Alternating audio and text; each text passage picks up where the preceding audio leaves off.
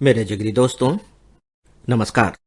Friends, आपको याद होगा कि अपने पिछले एपिसोड में मैंने अपने विरोधाभासों के बारे में आप सबसे कुछ बातें की थी, लेकिन मैंने यह नहीं बताया था कि मेरे अंदर किस किस तरह के विरोधाभास थे। उनकी सूची बहुत लंबी है, बहुत लंबी है, उन्हें बताने का कोई अर्थ भी नहीं है। विरोधाभास क्या होते हैं, सब बहुत अच्छे तरीके से जानते हैं। मैंने केवल इस बात की चर्चा की थी कि उन विरोधाभासों से मुक्ति की शुरुआत कहां से हुई, और उसके बारे में मैंने एक कवि सम्मेलन की कुछ पंक्तियां आपके सामने रखी थी। पहली बात तो यह कि आपको स्वीकार करना पड़ेगा, और मैं शुरू से यह कहता रहा हूं कि आप भी विरोधाभासों से भरे हुए हैं, विरोधों से भरे हुए, परस्पर विरोधों से भरे हुए हैं। हां, हो सकता है कि आप में वे विरोध कम हो, थोड़े से कम जटिल हों, या इतने सूक्ष्म हों कि उन्हें जानने के लिए कुछ ज्यादा ही गहराई तक उतरना पड़े, लेकिन मान लेना चाहिए कि कुछ न कुछ विरोधाभास तो हैं ही। मैंने जो बातें की और आपके संदर्भ में मैं जो बातें कह रहा हूं, वो बिल्कुल ही व्यक्तिगत स्तर की बातें हैं, निहायत ही व्यक्तिगत स्तर की। आइए थोड़ा सा सामाजिक स्तर के जो हमारे विरोधाभास हैं, हम उन्हें जान लेते हैं, जानने की कोशिश करते हैं। हो सकता है कि हमने उन स्थितियों को उस रूप में देखा ही नहीं हो, समझने की कोशिश ही नहीं की हो। मैं सामाजिक स्थितियों में जो विरोधाभास है, इसकी चर्चा इसलिए कर रहा हूं आप सबके सामने क्योंकि वो सब हम बहुत आसानी से पकड़ सकते हैं, देख सकते हैं। हो सकता है कि मैं अपने अंदर झांकूं और उन्हें न पकड़ पाऊं, लेकिन समाज में तो जो हो रहा है वो दिखाई दे रहा है। और दूसरी बात यह कि हमारे अंदर जो विरोधाभास आए हैं, कहीं ना कहीं से तो आए होंगे, तो वे कहां से आ गए, उनके आने की जगह कौन सी है? तो जगह समाज है, क्योंकि जब हम समाज में इस तरह की स्थितियां देखते हैं तो वही अपनी सुविधा के अनुसार बदले हुए रूप में हम ग्रहण कर लेते हैं।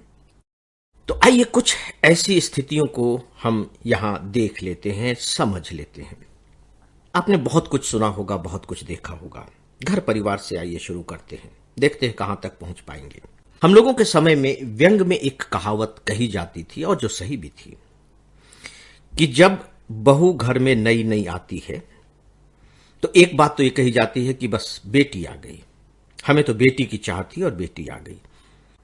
और जब वो बहू बन करके आ जाती है तो फिर सास उसे घर की चाबी का गुच्छा दे देती है कि ये लो, ये गुच्छा तुम्हारे अपने पास रखो।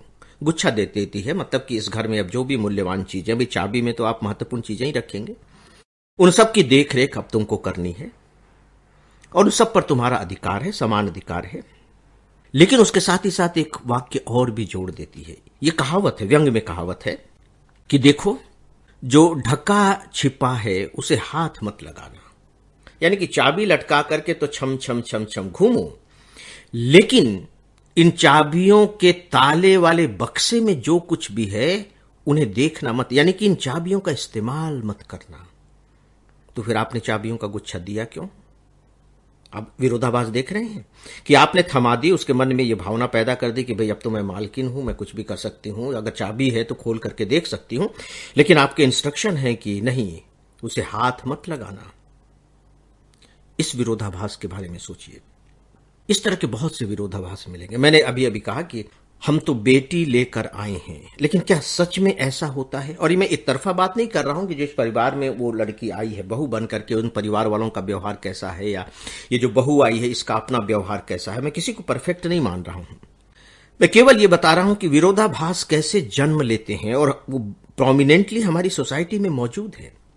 महिलाओं के बारे में ही ले लीजिए। अभी अभी तो दुर्गा पूजा संपन्न हुई है, हमने विजयादशमी मनाया है।